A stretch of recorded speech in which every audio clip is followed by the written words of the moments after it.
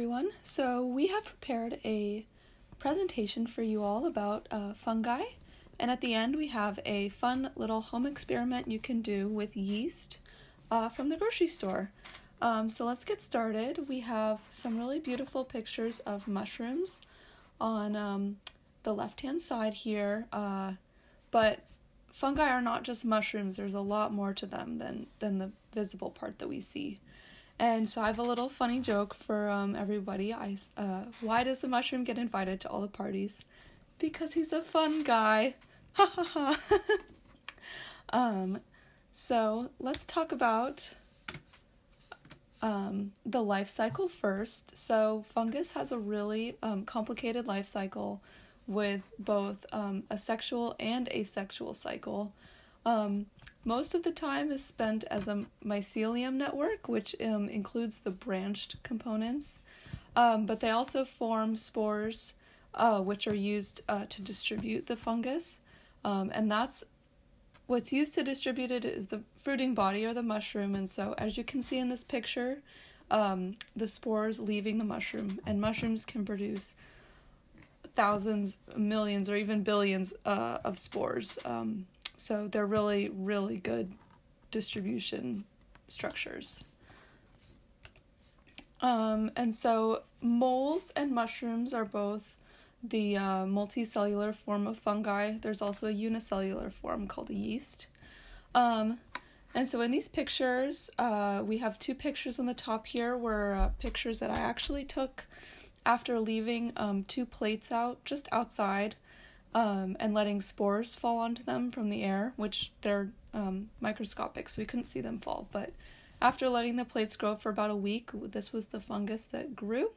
So you can really see how many spores just fall out of the air after just a couple minutes of leaving them out. And so molds are filamentous, like this picture in the bottom right. You can really see the branching structure. And each cell kind of forms and grows right next to each other to form those really nice filaments.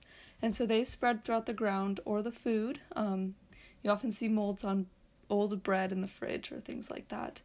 And then again, the mushroom is a way to distribute the spores. And there's a lot of different shapes and structures to mushrooms.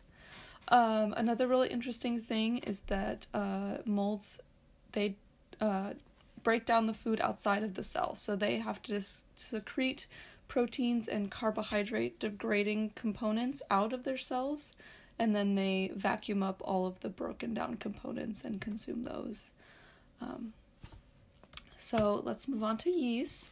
What most people think about as yeast is this kind of dry, powdery stuff that you can get from the grocery store.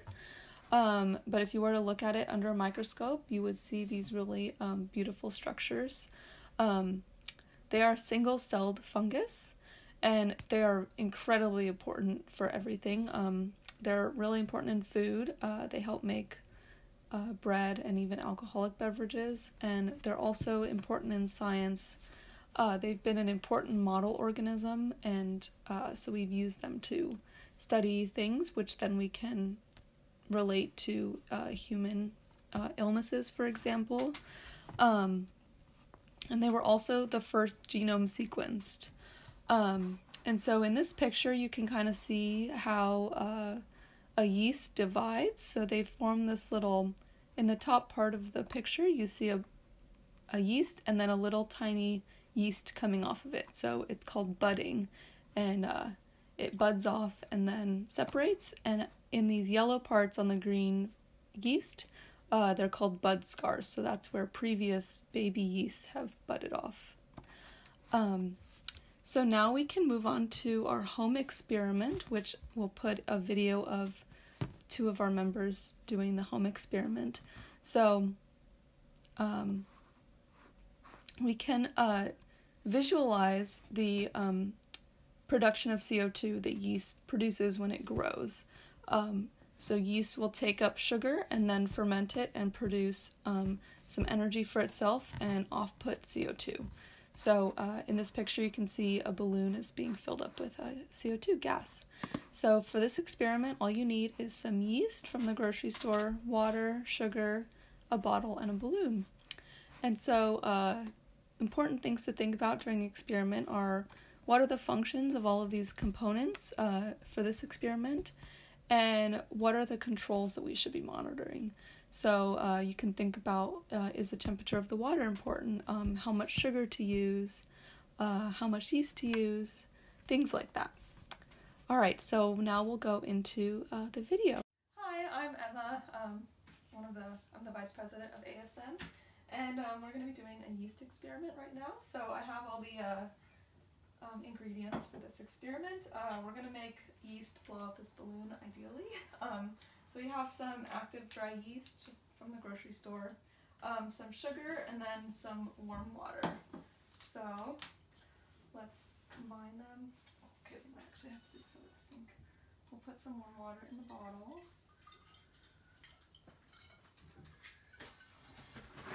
Alright, looks like a good amount. And then I'll add the sugar too.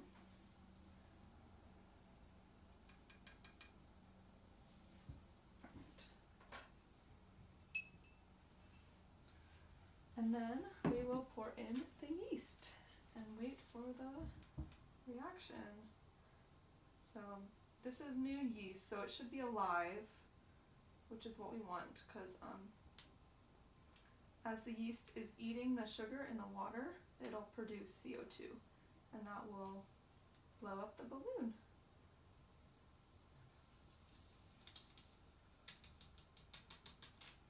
Alright, so the yeast is in the water, and now we'll stretch out the balloon a little bit, and put it over the top.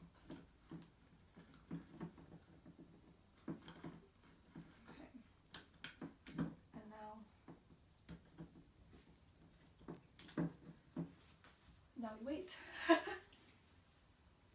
Right. Okay. So it's been like 2 hours, and we just let the yeast sit in the sugar water solution, and it's filled the balloon up pretty well with CO2. So I think we're gonna finish the experiment here. For this one, it was important to put the proper amount of sugar in, and then keep the water temperature nice and warm so that the yeast would survive, but we didn't want it too hot because that can also kill the yeast. And then, yeah, they just fermented and produced CO2, which filled the balloon up very nicely. All right.